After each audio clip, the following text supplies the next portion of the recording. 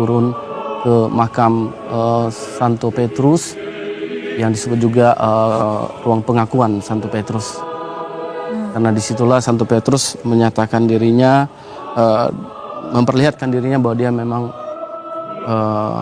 mengakui Yesus sebagai Mesias dan rela wafat meninggal demi Yesus. Oke, Dan berarti ini mereka sedang turun ke arah makam Santo Petrus. dan artinya ini mengawali prosesi misa inaugurasi ya? Betul sekali, dari sini mereka akan berangkat. Artinya akan ada pendupaan juga atas pallium dan cincin nelayan. Kemudian paus akan berhenti untuk berdoa dan mereka akan bersama-sama naik kembali ke atas untuk melakukan prosesi menuju altar perayaan misa inaugurasi. Selain kardinal diakon, siapa lagi yang bisa ada di dalam?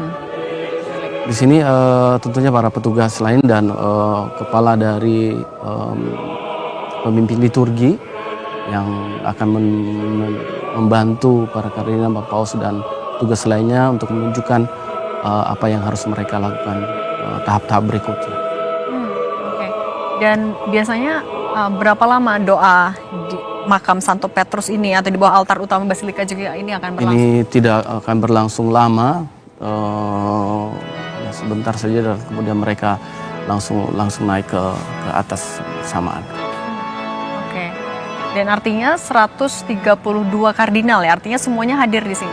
Lebih semua kardinal elektoral dan non itu akan hadir di sana, 200-an hadir dalam misa. Tapi yang hadir di sini di bawah makam ini hanya para patriark saja. Patriark dari Gereja Timur, Bapak Paus, sebenar tentunya pelayan dan diakon. Beliau sedang akan mendupai.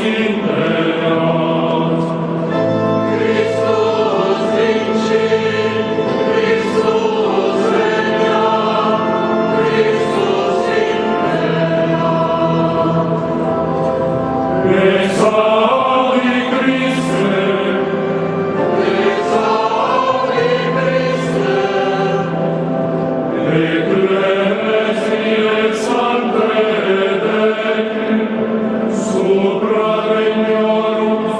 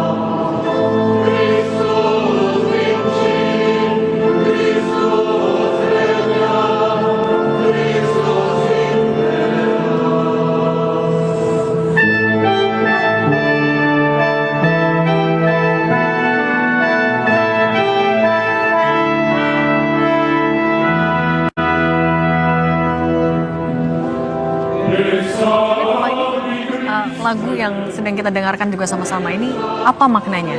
Ini adalah lagu pujian bagi raja yang biasanya dinyanyikan untuk penobatan paus zaman dulu, tapi sekarang digunakan untuk juga digunakan untuk misa inaugurasi paus ini, dan menggambarkan bagaimana ini adalah doa-doa yang disampaikan bagi gereja, juga bagi Paus Leo, Paus Roma, dan juga sebagai uskup dan penerus Santo Petrus. Dan doa-doa ini disampaikan juga dengan memohon kepada para santo dan santa yang meminta mereka untuk menopang gereja, menopang dunia, menopang Paus Leo dalam tugas-tugasnya. Ini adalah inti dari lagu perarakan yang kita dengarkan sekarang ini.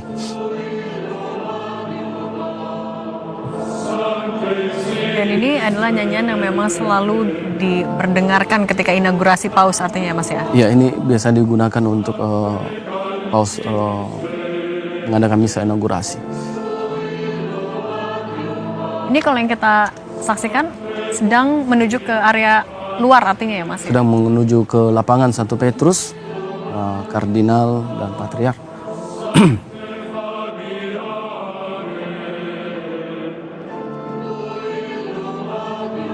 Dan nantinya artinya di lapangan Santo Petrus yang akan disaksikan adalah tahapannya apa lagi prosesinya? Setelah ini akan ada pembukaan, tentunya pembukaan misa dengan tanda salib, lalu kemudian akan ada ritus pemberkatan dan pemercikan air suci yang akan tentunya untuk mengingat kepada umat Katolik akan baptisan yang telah ia terima.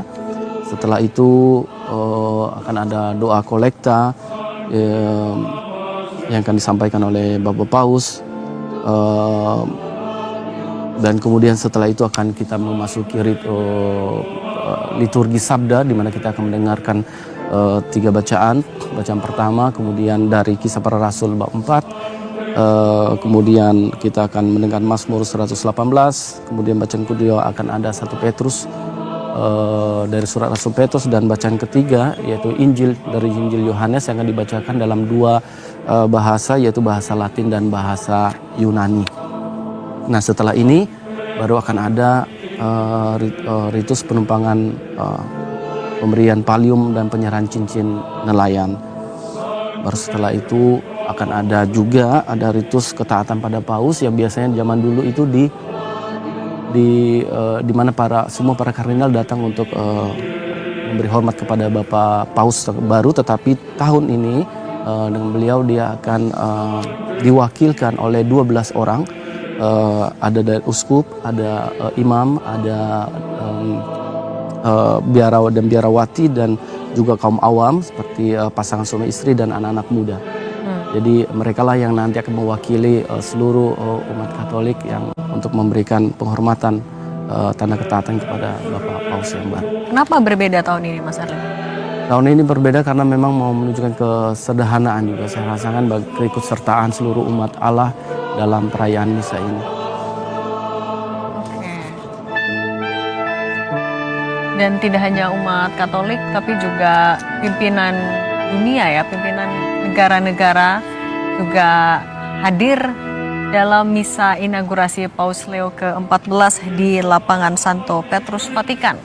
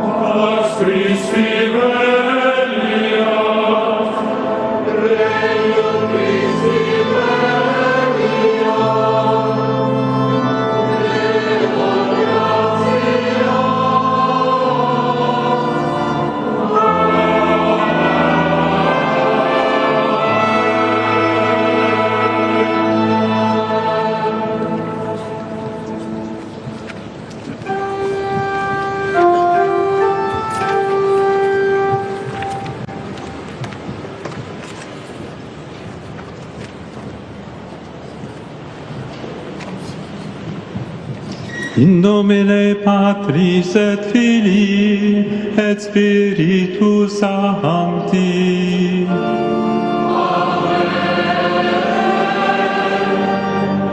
Pax vobis.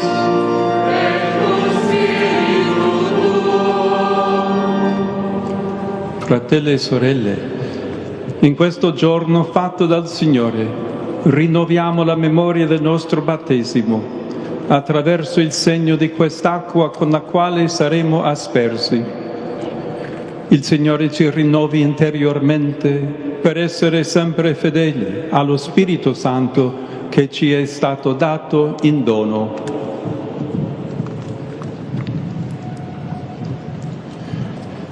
Domini Deus omnipotens precibus populi Tui ad esto propitius, et nobis mirabile nostre creationis opus, sed et redemptionis nostre mirabilius memorantibus, aquam benedicere Tu dignare. Ipsam enim Tu fecisti, ut et arva fecunditate donaret, et levamen corporibus nostris munditiamque preveret.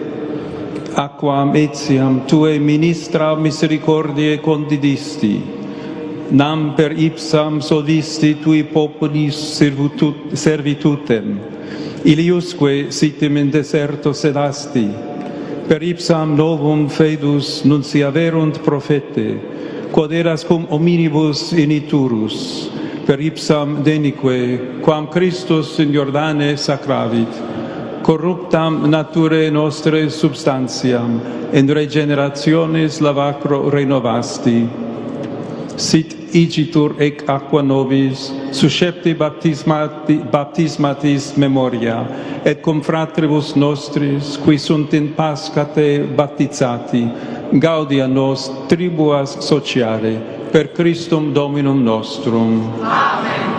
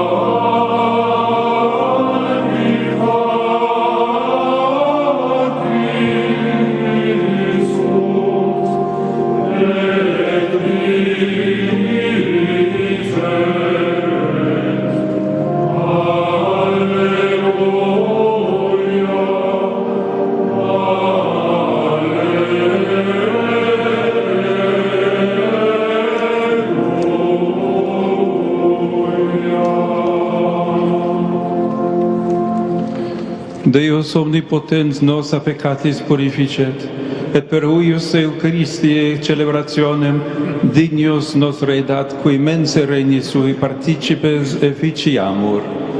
Amen.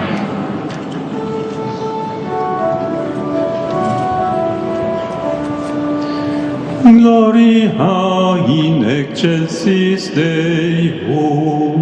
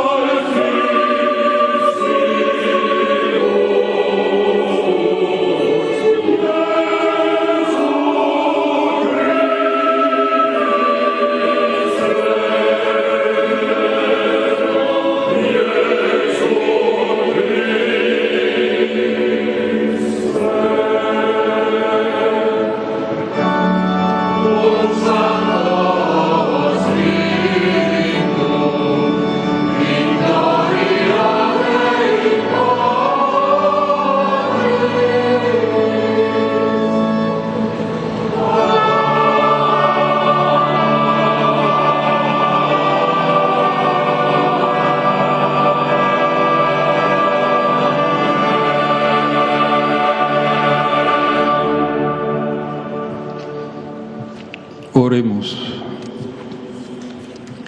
Deus, qui providentiae Tue consilio super beatum Petrum, ceteris apostolis prepositum, ecclesiam Tuam edificari voluisti, respice propitius ad me famulum Tuum, et concede utquem Petri constituisti successorem, populo Tuo visibile faciam unitatis fidei, et communionis principium et fundamentum. Per Dominum nostrum, Iesum Christum Filium Tuum, qui tecum vivit et regnat in unitate Spiritus Sancti Deus, per omnia saecula saeculorum. Amen.